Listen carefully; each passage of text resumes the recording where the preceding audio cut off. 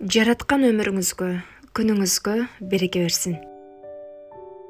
Жасаган жана жасай турган ишиңизди берекелүү кылсын. Биз бул өмүргө бир максат менен жаратылганбыз. Бир өсүмдүктү карап, анын сулуулугуна суктанабыз. Жакшы инсандар менен баарлашканда, алардын арулугуна, асыл адамдык сыпаттарына суктанабыз. Демек, биз да жакшы сыпаттарга ээ болуу үчүн барбыз жана жашап жатабыз. Жакшы инсан болуп, башкаларга жарыгыбызды сунуу үчүн жана инсан болуу үчүн барбыз. Эгерде биз максатыбызды унутуп койсок, алаксыткан дүйнөнүн аз кырыктары менен убара болуп калабыз. Соода сатык алганы дүкөнгө бардык дейли. Эмне алууну так билбесек, көзгө көрүнгөнүн алып, айланып, керексиз нерселерди көрүп, ошолорду алып кайтабыз. Кийин токтоп, бир карасак, өзүбүзгө керектүүнү албай кайтып кеткен болобуз. Эгерде биз үй бүлөдө инсан катары, андан кийин жубай, түгөй, андан соң ата-эне катары калыптана албасак, анда өмүр жолубузду текке кетирген болобуз. Жашообузду маңыздуу колдонууну өз аракеттерибиз менен көрсөтөбүз.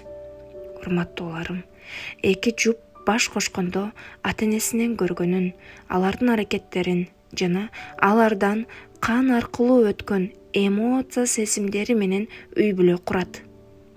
Эки жуптун ушундай көрүп үйрөнгөндөрү бар. Ушул көндүм адаттар менен бири-бирине мамиле жасайт. Ар бир үй бүлөнүн баалуулугу, тартип эрежелери, тарыхы бар. Ошол тартип эрежелер балдарга да мурас болуп өтөт. Бир кыз ата-энесинен же жакшы чөйрөдө өскөн болсо, анын натыйжасында түгөйүнө да жакшы мамиледе болот. Түгөйү да өз ордун билип, кандай күндөр болбосун тирек болсо, балдар да үй бүлөдөн ушул сапаттарды үйрөнөт. Мындай мамиледен балдар гана эмес, түгөйлөр да таасирленет. Негизинде биз бири-бирибизге дүйнөнү кең да, тар да кыла алабыз. Дарттарды жеңилдетүү да колубуздан келет. Жараткан менен баары жеңил деп, аны жасоо да колубуздан келет. Биз бири-бирибизге кандай мамиле жасасак, үй бүлөбүз да ошондой уланып өмүр сүрөт. Эки жуп бири-биринин мүлкү эмес, жеке буюму да эмес, бири-бирине кожоюн да эмес. Баарыбыздын эгебиз кожоюнубуз жараткандыр. Түгөйлөр бири-бирине жуп экен, демек, менин аял катары эки тарапка тең мамиле жасоом керек. Жада калса, сиз мага керексиз деп айтуум керек. Балким, азыркы учурда мамилеңиздер бир аз жакшы эместир, маанайыңыз жоктур. Келиңиз, ушул маселени чечсек. Эмне үчүн андай болуп жатат? Менин тиешим барбы? Же өзүңүздүн көйгөйлөрүңүз ушул абалга алып келдиби? Же сизге жакпаган бир абал болдубу деп сүйлөшүүгө аракет кылганда, биз бири-бирибизди түшүнөбүз. Түшүнүү, ишеним бар жерде сүйүү, махаббат, урмат, сый пайда болот. Сүйүү, урмат, сый көргөн жерде көгөрөт, өсөт. Инсан аны кадырлаган инсандын бар экенин билгенде, ага көңүлүн ачат, анын мамилесинен таасирленип аракетке өтөт. Ошон үчүн биз биринчи кадырлап, урмат, сыйды көрсөтүүнү үйрөнүүбүз керек. Эмне үчүн? Жараткан, аруу кылып жараткан үчүн. Кадырлуу зат ал инсанды бул өмүргө бир максат менен жараткан үчүн жана бир канча себептер үчүн да кадырлообуз керек. Мен ушуларды билсем гана, жанымдагы адамга жакшы мамиледе болууну өз милдет жоопкерчилигим деп билемин. Бирок жанымдагы адамды кадырсыз деп билсем, урмат табасам, кичине катачылыгы үчүн көңүл буруунан четте калтырсам, көңүлдүн четте калгандар тилибизден да этибарсыздыкты жоготот. Көңүл буруунан четте калгандардын жүрөктөрү да алыстайт. Андан кийин бири-бирин урматтабай калат. Бейиш багындай болгон үйүбүз эрегишип, атаандашып тирешүүчү жайга айланат. Кадырсыздык, таарынуу сезимдерин сездирүүчү жай болуп калат. Натыйжада кош көңүл мамилелер башталат. Ошон үчүн экөөнүн бирөөсү жакшылыкка кадам таштоочу болуусу керек. Эки тараптын бирөөсү тынбай жакшылыктын үрөөнүн себип, жакшылык жана махабат тарапка жол баштоосу керек. Ошол мен болуум керек. Себеби мен ката ишке туура мамиле жасап, өз тарбиямды көрсөтөмүн. Ката иштерге туура мамиледе болуп, анын каталарын азайтууга жардам беремин. Ката ишке мээримдүүлүк менен мамиле жасап, сиздин көйгөйүңүз бар билемин. Менин колумдан эмне келет деген боломун. Бардык ишке жакшылык менен жооп беребиз. Себеби биздин колубуздан да жамандык келүүсү мүмкүн эле. Сиз ката кылганыңыз үчүн кадыры түшүп кете турган жан эмессиз. Сиз да инсансыз. Ката кылдыңыз, адаштыңыз, мен да адашуум мүмкүн. Ката кылганды жазалоонун ордуна колунан кармап, ал катаны өзүнөн бошотуп салууга, ошол катанын эки тарапка зыян келтирүүсүнөн сактап, аны пайдага, берекелүү иштерге өткөрүү биздин колубузда. Биринчи ойгонгон калгандарды да ойготот дешет го. Сел, жамгыр, үнсүз жоолор болсо, аны ким биринчи сезсе, ким биринчи ойгонгон болсо, башкаларды да ойготуу анын милдети.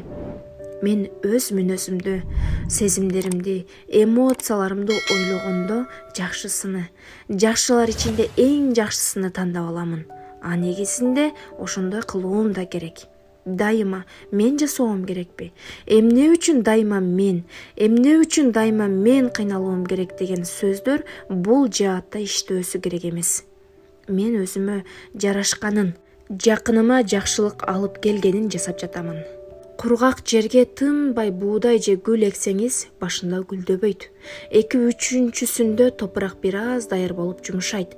Балким көңүлүңүздөй нерселер чыкпас, бирок жер кургактыктан кутулат го. А инсандын жүрөгү, акылы кургак жерде эмес го. Ал себилген ар бир үрөн гүлдөп кете турган жер мисалындай. Бирок гүлдөп чыгууга биздин эмоция, ойлор тоскоолдук болуп турган болуусу мүмкүн. Кадырлап, урматтаганыбызда ар бир инсан жүрөгүнө алып баруучу жолдун эшигин ачат. Ошондой кооздуктун, сулуулуктун үрөөнүн себеби керек. Ар бир ишибиз жүрөктү азыктандыруу керек. Ар бир ишибиз жүрөктү азыктандыруу керек экенин билгенибизде, жакшылык жасоону жаныбыздагы инсанга таштап койбойбуз. Аны мен баштоом керек. Себеби жашап жаткан убактыбыз чектелүү, алып жаткан демибиз азыр да токтоп калуусу мүмкүн. Булар бүтө электе, бул өмүрдө эң туура пайдаланып калуубуз керек. Кандай кылсам баары менин өздүгүмдөй болот. Жана мен жакшылык кылганым сайын маңдайымдагы адамым муздай катып калган болсо да, урматсый, жүрөктөн жакшы көрүү, кадырлоо музду дагы август айындагы күндүн нурундай эритип жиберет. Ыйык китептерде да күтпөстөн жакшылык кылууну, бизге баарынан күтпөстөн, эч кимден күтпөстөн жакшылык кылууну үйрөтөт го. Маңдайыбыздагы инсан душманыбыз болсо да, азыр мен айткандай абалда болсок, доско айлануусу толук мүмкүн. Негизи, адамга душман бул адам эмес. Адамга душман өзүнүн ойлору, түшүнүктөрү жана башкарылбаган ачуулануу таарынычтары. Жакшылыкка, жараткандын мээримине ишенүүдөн да жакшы нерсе барбы бул өмүрдө? Жанымдагы инсандын кылган иши эмес, менин инсан катары ага карата көз карашым. Анын жасаган иши эмес, мага эмне жакшылык экендиги. Анын жасаган иши эмес, мен эмне кылсам ал азыраак зыян келтирүүсү мени көбүрөөк кызыктыруусу керек. Менин адамдарга болгон көз карашым маанилүү.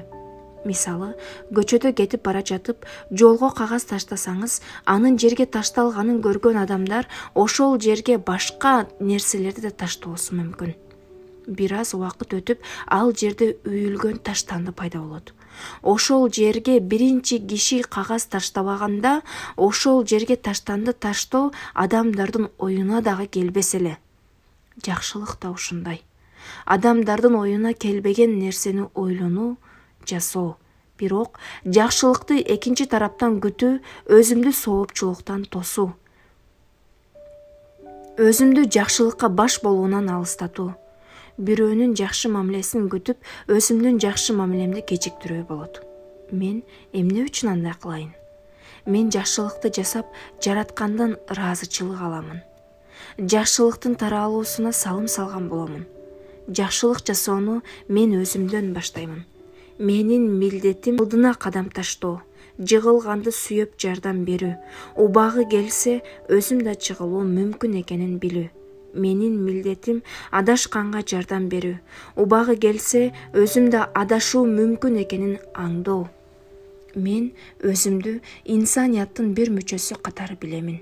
Жүрөгүмдө дайыма жакшылыкты көбөйтүү, алдыга кадам таштоо, муну эң алгач өз үй бүлөмдөн, түгөйүмдөн баштоо менин милдетим деп билемин.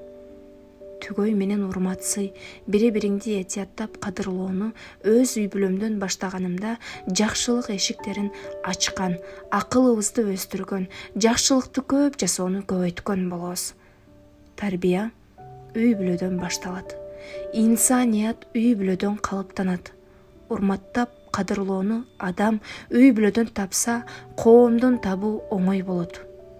Мен түгөйүмдү жараткандын жакшы инсаны деп билип, ага ушундай мамиле жасасам, бул өмүрдө жакшы иштерди жасап, адамдарга, үй бүлөгө камкордук кылуусуна жардам берген боломун.